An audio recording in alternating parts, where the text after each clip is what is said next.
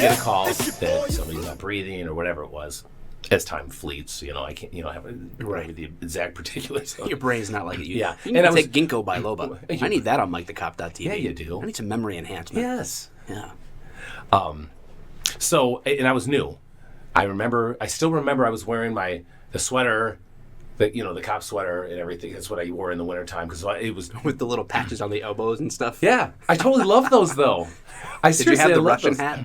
The little... I actually still have them. I still have them. I wear it. I still wear that. Nice. I'm the only... What are those called? I don't know. The Manchurian hat. Nice. Yeah, I still wear it. Have you ever worn one of those? Dude, you have the head for it. I just wear a beanie. Yeah, right. Okay. A skull cap. Not good enough. Because it lets air right through it. Anyway, it doesn't matter. We're talking about dead bodies. So I'm brand new, and I still remember it was cold, and the family meets us out there, and they are just freaking out. You gotta get up! He's not breathing. Blah blah blah. I'm like, oh my gosh! And I'm brand new. My partner's been there a couple of years, so he's already kind of seasoned to that whole thing, and I'm following this individual. It literally to me was like a maze. I don't know how there were so many places I had to go through and around in order, because you look back at the house, you're like, yeah, it's a big house, but did he literally take me through the whole house in order to get to one like spot? The Lion, the Witch, and the Wardrobe. Yeah, you walked into another universe. That's exactly so much space. That's what it felt like, as I was new. I didn't know, and I'm following this person, and we're going upstairs and around corners and through rooms and everything. It's what it felt like, but we were definitely going upstairs. And we get there, and there was even another floor on top of that, because what happens is this area upstairs there was a kitchen, and there was like a living room and all that, but there was no power up there. And so the individual the male had hung himself in the door frame that led up to the attic, stairs to the attic, and he had hung himself, and so he was. It was a cord, so it had sagged, and so his knees were on the ground, like on the stairs, like kind of. And somebody like horror movie stuff right here. It was completely black except for my stupid flashlight. And back then, the flashlights weren't as bright as they were today. No, not at all. They didn't have LED like stuff. 2 D-cell batteries. Yeah, that's exactly what. Yeah, exactly. And so it was like that little plastic thing you had as a kid. Like you'd have to smack it to get it to turn on. Yes. Yeah. And so standard issue.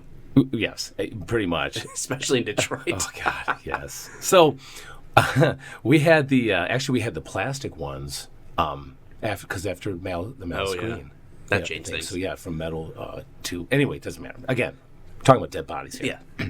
Back on track. So he's there, but he had been cut down, and because they were talking, there was a lady up there that was a nurse or whatever, family member, said she was a nurse or whatever, and was trying to give him CPR. Oh.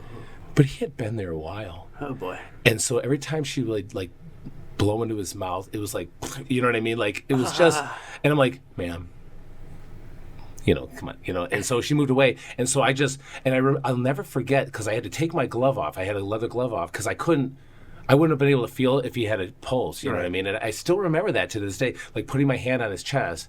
And that was like the first, like, very surreal dead body. Like it was very, like it was my first suicide. I know that. And I was like, he's dead. And you could tell he had been dead for a while. Right. And, so this is where it starts getting freaky. So my As partner, if a hanging man in a pitch black room is not freaky enough. Yes, this is on the second floor. So there was power, because it was an old school. Remember the ovens? How they used to have the not the digital clocks, but the analog flip things. And remember how they used to be lit? Yes. Yes. This was the only thing that was still going on with it. There was like this small, like this faint light. And I remember is the stuff out of a thriller movie. What was weird was I don't remember ever even thinking like, hey, I should turn a light on in here. Maybe I didn't want to. You know what I mean? Who knows? So, but this place led right from like the kitchen, living room area up to there. So my partner's like, okay, I got to go make notifications. But he's gone. He's like, but we got family members coming. They're going to want to come upstairs. You know what I mean? Like, oh, and it's that, like you said, it's like, oh my gosh, people want to see. So, so I'm sitting there all by myself. It's pitch black, except for my stupid flashlight that I might turn on, because you want to waste the battery, and this ridiculous analog clock on an oven. And I'm sitting there, and the guy starts making noises the air starts leaving, his body is going like that. And I'm like, now I know that he's dead. He is D-E-D dead. No doubt about it. Is anybody else seeing this? Yeah. I'm alone. Yeah. But I wasn't alone, Mike. Oh. I wasn't alone. So I'm there by myself. This thing starts making noise. I forgot the details now. Yes. I'm excited. All of a sudden, I hear a noise in the living room, the opening of the living room. Keep in mind, this is like 15, 20 feet of area that I can see. But the opening to the living room area is dark. And I'm like, what is going on? And I hear something. And I hit my flashlight. And it was like, it was I would have to say like he was a special needs black male in his 30s that looked like he was 12 in only Tighty Whities. So I click on the light, and that is the only thing I see. And he looks at me, and he goes, and he runs away. Gone. Never saw him again. Gone. Wait, in the living room. To this day, you've never seen him again? Nope.